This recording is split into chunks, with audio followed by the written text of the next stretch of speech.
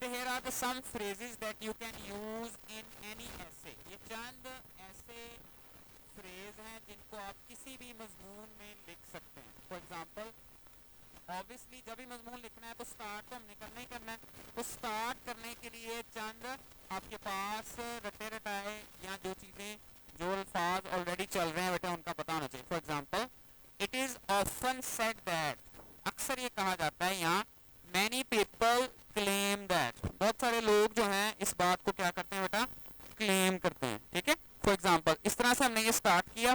तो जो ऐसे आपको दिया गया है उसमें आपने कैसे स्टार्ट किया है, एक स्टार्ट पॉसिबल क्या हो सकता था कि it is often said that, हमने ऊपर बात की ना, it is often said that, तो यहां पर भी हमने वही यूज कर लिया. आगे क्या कह दिया, social media is reshaping the way we communicate. ठीक है, ये वही बात आ गई. दूसरा क्या आ गया, मैनी पीपल क्लेम दैट, बहुत सारे लोग दावा करते हैं it has become an inseparable part of modern life. यहाँ पे फोकस हमारा सिर्फ किस पर है बेटा जी, ये देखें कि जो हम यहाँ पर फ्रेजेस यूज कर रहे हैं स्टार्ट के लिए, ठीक है, हमारा बेसिक फोकस इन पर है कि हम इन अल्फाज को कहां कहां पर यूज कर सकते हैं जैसे यहां पर ये इस्तेमाल किए गए हैं. ठीक है. तो इसी तरह से नेक्स्ट देखें, इन दिस एज या in this day and age, आज कल के इस दौर में. ठीक है, ये भी एक ऐसा फिक्रा है जिसके जरिए आप सेंटेंसेस को स्टार्ट कर सकते हैं. ठीक है, in this day and age वाला. तो इसी तरह से ये बेटे सिंपल सेंटेंसेस हैं, ओपनिंग वाले आपको इनके मीनिंग आने चाहिए. और आप कैसे स्टार्ट कर सकते हैं, नाउ अ डेज, आजकल, दीज डेज, इसका मतलब भी क्या होगा, आजकल. ठीक है, इस तरह, we live in an age when many of us are, हम एक ऐसे दौर में रह रहे हैं जहां पर ज्यादातर लोग. यहां पे बेटे एक डिस्क्लेमर है, आपने ये ज़हन में रखना है, दो students who are aiming for 6+ bands or 6.5+ bands, even 7+ bands. ठीक है. So this activity is number 2 for them. This is not their priority. जिन्होंने 7+ band ले रहे हैं ना, उनका ये आप सेकंड ऑप्शन है, ये फर्स्ट ऑप्शन नहीं है. ये ज्यादातर है जो मासूम बच्चे हैं जिनके जहन में आइडियाज नहीं आते, या उनके लिए 250 वर्ड्स को पूरा करना जो है वो क्या हो जाता है, मुश्किल हो जाता है. ठीक है. तो चलें कुछ ना कुछ को बने बनाए आपके पास को 150 वर्ड हों ताकि आप बीच में थोड़ा सा सोचें और खुद लिख लें. ठीक है. लेकिन जो बच्चे खुद लिख सकते हैं या जिनके ज्यादा बैंड स्कोर्स हैं वो क्या करें, वो खुद पहले सोच के मौजू के मुताबिक लिखें. क्यों बेटे, गलत नहीं होगा ये लिखना, लेकिन दरअसल आप अगर टॉपिक से रेलेवेंट इसकी बजाय कोई चीज लिख देंगे तो उसके इससे भी ज्यादा अच्छे नंबर आएंगे. ये उनके लिए हैं जिन मासूम बच्चों को स्पेलिंग का मसला है, जिन मासूम बच्चों की ग्रामर इंतहाई मासूम है, उनके लिए ये है कि चलें आपने ये इस तरह से अच्छी तरह बात ऐसे ही करके बीच में थोड़ा बहुत खुद लगा के तो गुजारा गुजरा हो जाएगा. ठीक है. तो ये बात आपने ज़हन में रखनी है. इसके बाद कोई भी टॉपिक है, it is a hotly debated topic that often divides opinion. तो ये डिस्कशन ऐसे है जिस पर भी दो राय हो सकती हैं, हम उसको क्या कह देंगे बेटा कि dash is a hotly debated topic that often divides opinion. ठीक है. जैसे who is king of Asia, Asia का भाई कौन है बादशाह. बहरहाल इस पे भी मुख्तलिफ राय लोगों की मौजूद हैं. याद रहे एशिया कप की बात नहीं कर रहा मैं. नेक्स्ट है, it is often discussed yet rarely understood. फलां टॉपिक जो है ना बड़ा ही इसको डिस्कस किया जाता है, येट फिर भी रेयरली बहुत कम अंडरस्टूड इस बात को समझा जाता है. और बात आप समझ रहे हैं कि नहीं इस बात को कि ये गोलमोल सी बातें हैं जो आप किसी भी टॉपिक पे लिख सकते हैं. ठीक है. उसके बाद क्या है, it goes without saying that dash is one of the most important issues facing us today. ठीक है. ग्लोबलाइजेशन पे आ गया ऐसे तो आप ऐसे कह सकते, it goes without saying that dash is the one of the most important issues. तो बाकी चीजें तो आप कांस्टेंट रखें ना, तो इसमें आप अपनी मर्जी का लगा के इसको देख सकते हैं. ठीक है. उसके बाद the following essay takes a look at both sides of the argument. भाई ये आर्गुमेंट की दोनों साइड्स को डिस्कस करता है. ठीक है. जैसे मैं पहले कह चुका हूं कि जो बेटे खुद लिख सकते हैं अच्छी बात है, लेकिन ये है कि इनमें से आपको जो भी अच्छा लगे ना आप वो भी अपने ऐसे के अंदर उसको शामिल कर सकते हैं. ठीक है. और जो ऐसे आपने लिखा हुआ है हम देखते हैं भाई उसमें कौन कौन से उसने स्टार्टर्स जो हैं वो किए हैं ताकि हम उसको देख लें. यहां पे देखे, कहता है we live in an age when many of us are constantly connected through various platform. आ गया ना वही वाला, क्या we live in an age. उसके बाद देखें, social media is a hotly debated topic that often divides opinion. आ गया वही बात जो हमने अभी की थी। It is often discussed yet rarely understood especially regarding its impact on young. बस यहां पे आपने अल्लाह का नाम लेके कोई एक आधा लफ्ज खुद लिखा है कि यंग माइंड वाला जो है वो खाली जगह पे हमने लिखा, बाकी वही है। उसके बाद कुछ भी हमने ये कहना है, जैसे मिसाल के तौर पर हम कहते हैं एवरीवन कैन लर्न इंग्लिश, तो आप उसको इतने लंबे अल्फाज भी कह सकते हैं। It goes without saying that everyone can learn English. अच्छा जी, कहता है इट गोज विदाउट सेइंग, इस बात को कहने की जरूरत नहीं है, बिल्कुल पक्की बात है। That the influence of social media is one of the most popular issues facing us. तो इधर आपने क्या सिर्फ एक लफ्ज बीच में लिखा है, क्या है?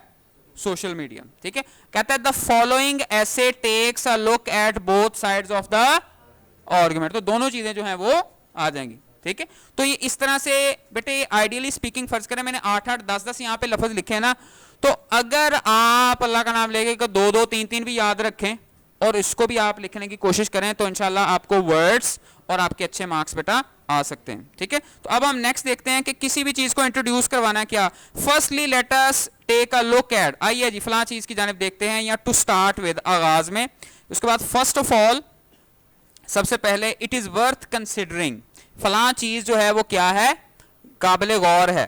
ठीक है, उसको जरूर कंसिडर करना चाहिए। सेकेंडली, उसके बाद सेकेंडली बात यह है, कहता थर्डली बात यह है, यानी किसी भी चीज के 1 2 3 पॉइंट हो सकते हैं ना, तो जब आपने उस पॉइंट में इजाफा करना है तो ये लफ्ज बेटे याद रखें, बहुत बहुत इंपॉर्टेंट लफ्ज है कि ऐसे पुत्र 200 लफ्ज का लिखें या 250 लफ्ज का। अगली लाइन लिखने के लिए हमें कोई ना कोई कोहेरेंस और कोहेजन के लिए लफ्ज तो चाहिए ना, तो आप इनको स्पीकिंग में भी यूज कर सकते हैं और राइटिंग में। मसलन आप कह सकते हैं फर्दर मोर, मजीद बरा, इन एडिशन टू, इसके साथ भी होता है मजीद, व्हाट इज मोर, और इसमें क्या ऐड करूं, ऑन टॉप ऑफ दैट, इससे भी ऊपर। ठीक है, उसके बाद another point worth noting is, एक और अहम बात जिसको हमें नोट करना चाहिए, अनदर फैक्टर टू कंसिडर, एक और अमल जो है वो उसको हमें जरूर इस पे कंसिडर करना चाहिए। लास्टली, आखिर में, फाइनली, बिल आखिर, और जब भी बेटे बात एंड करनी हो, यानी आप 3-4 पॉइंट गिनवा रहे हैं, तो ये बहुत जबरदस्त किस्म का इडियम है, इसको तमाम बैंड 9 वाले भी इसको जरूर ध्यान में रखें। वो क्या है बेटा, last but not the least. ठीक है, तो ये बात आप स्पीकिंग में भी को बात एंड कर रहे हैं उसमें भी इस्तेमाल कर लें, और वैसे भी आप इसको इस्तेमाल कर सकते हैं। ठीक है, तो आइए देखते हैं कि हम इस मजमून में बेटे इसको कैसे इस्तेमाल कर सकते हैं, ताकि आप ये ना समझें कि ये बिला वजह हवाई तौर पर ये इस्तेमाल हो रहे हैं, कहीं पे वाकई इस्तेमाल होते भी हैं या नहीं होते। ठीक है, तो उसके लिए हम नेक्स्ट जो इंट्रोडक्शन पॉइंट है वो देखते हैं। First let us take a look at the benefits. तो ये बात ऐसे ही आ जाएगी। First of all, it is worth considering how social media connects teenagers with educational resources and peer support। ये बेटे मैं आपको जो डॉक्यूमेंट है ये भी मैं आपको सेंड कर दूंगा। ठीक है, और ये ऐसे जो है ये भी आपको सेंड कर दिया जाएगा। ठीक है, तो आप इसे एक बार नहीं, इसे आप बार बार जो है वो पढ़ें और देखें कि पहला काम था हम स्टार्ट कैसे कर सकते हैं ऐसे, दूसरा काम अभी क्या किया हमने, नए पॉइंट्स को जब इंट्रोड्यूस करवाना है, एक बात से दूसरी बात जोड़नी है, बात से बात निकालनी है, तो बात को चलाना है हमने, तो इस तरह से हम इसको इस्तेमाल कर सकते हैं। ठीक है, इसी तरह से जब बात की बेटे तफसील बतानी होती है तो जाहिर है हम उस आइडिया को पेश करते हैं और फिर आगे उसकी क्या देते हैं, मिसाल देते हैं। कहते हैं when it comes to noun या when it comes to gerund. अब इसका क्या मतलब होता है, इसका मतलब ये है कि व्हेन इट कम्स टू के बाद कोई लफ्ज आएगा, जैसे मैं ये कहूं कि आपसे अगर पूछा जाए टीचिंग, सही है, या सिंपल आपसे पूछा जाए कुकिंग, तो हम क्या कहेंगे, when it comes to cooking I don't like cooking. ठीक है, जिस मौजू की बात हो रही हो ना उस मौजू को इस्तेमाल करते हैं व्हेन इट कम्स टू। मिसाल मैं सिंपल ही बात कहना कि मैं कहूं, हम ये भी तो कह सकते हैं ना, if I talk about cricket I like cricket. ठीक है, इसी बात को कैसे कहा जा सकता है, when it comes to cricket I don't like. वो गल वही है लेकिन अंदाज क्या हो जाएगा, जब हम जिसको उर्दू में कहते हैं ना, जब बात आती है क्रिकेट की तो क्रिकेट मैं आजकल नहीं देखता, ठीक है। उसके बाद क्या, इन टर्म्स ऑफ, दुख होता है फिर, in terms of noun and gerund. ये नाउन जेरंड का मतलब ये है कि या तो किसी चीज का नाम आ जाएगा, और जेरंड कहते हैं वर्ब की फर्स्ट फॉर्म के साथ अगर आईएनजी लग जाए और वो बन क्या जाए, नाउन। जैसे मैंने अभी कुकिंग की मिसाल दी, लफ्ज है कुक, आईएनजी लगा, वो कुकिंग क्या बन गया, नाउन बन गया। पेंट, पेंट करना, पेंट के साथ आपने आईएनजी लगा। टीच, पढ़ाना, साथ क्या लग गया, टीचिंग। तो ऐसे लफ्ज, ऐसे वर्ब जिनके साथ आईएनजी लगता है और वो क्या बन जाते हैं, नाउन, उनको हम क्या कहते हैं, जिरंड। कहते हैं इन लफ्जों के बाद ना किसी ना किसी चीज का नाम ही लगाना, वो नाम डायरेक्ट भी आ सकता है या आईएनजी फॉर्मेट में भी आ सकता है। कहता है विद रिस्पेक्ट टू क्रिकेट या with respect to social media, यहाँ पे आप नाम अगर जिरंड जो है आईएनजी वाला नेम भी आ सकता है। ये आप बचपन से पढ़ते आ रहे हैं, not only but also. Not only क्या मतलब, ना सिर्फ, बट आल्सो बल्कि इसके साथ साथ। हाँ जी, अकॉर्डिंग टू एक्सपर्ट्स, माहिरीन के मुताबिक। तो ये भी हर जगह पे जब आपने मिसाल मसूल देनी आएगा ना इसमें। उसके बाद रिसर्च हैज फाउंड दैट, भाई ये बात तहकीक में साबित हुई। किसने की थी तहकीक, क्या किसी ने पूछना नहीं है, तो आप एज इट इज इसको क्या कर सकते हैं बेटा, लगा सकते हैं। उसके बाद है देयर आर दोज, ऐसे लोग भी हैं, हु आर्ग्यू दैट, जो बहस करते हैं, क्या, जो भी मौजू होगा उस पर बहस तो हो रही होगी, किसी ने नहीं पूछना भी, किसी ने नहीं की है बहस, तो आप इसको एज इट इज लगा सकते हैं। फिर ये बहुत अहम लफ्ज है, हम सारे सिर्फ क्या कहते रहते हैं, फॉर एग्जाम्पल। बेटे फॉर एग्जाम्पल की जान छोड़ दें, अब क्या यूज किया करें, फॉर इंस्टेंस या सच एज। गलत नहीं है फॉर एग्जाम्पल, लेकिन मशहूर इतना ज्यादा हो गया कि फिर आपको उसका मसला बनेगा। नेक्स्ट है बेटा एक्सप्रेसिंग रिजल्ट एंड रीजन। कोई भी बात आप जब करेंगे उसका नतीजा जो है वो कैसे आप बताएंगे, एज ए रिजल्ट कह लें या as a result of social media, दोनों तरह से आ सकता है। फलां चीज यानी social media has led to, बहुत अच्छा लफ्ज है, इसको आप जरा जहन में रखें। लीड टू का मतलब क्या होता है, रहनुमाई करना। लीड, लीडर नहीं होता जैसे क़यादत करता है, रहनुमाई करता है, ये लीड की बेटे कौन सी फॉर्म है, सेकंड फॉर्म है, ठीक है। जो चीज उसका बायस बनती है, social media has led to screen addiction, या कोई भी ये इस चीज का सबब बनती है। तो दूसरी तरह से क्या कह सकते हैं सबब बनने को, लेड टू, वो भी ठीक है, या रिजल्टेड इन।